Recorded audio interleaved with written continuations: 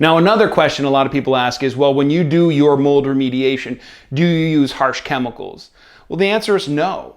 Matter of fact, we use all natural products that is able to sanitize the environment without creating any health effects. You could probably drink it. I wouldn't recommend it, but you probably could. Why do we do that? Why do we work so hard? Why do we pay extra money for these cleaning agents? The reason why is we want to make sure that when we leave your house, that if your pet, your dog, your cat was to lick a surface that was cleaned, that they're not going to get sick, that your kids are not going to get sick. So we work really hard to always look for the newest technology possible, but also the safest cleaning or remediating possible on the market today. So we use a lot of all natural sanitizers.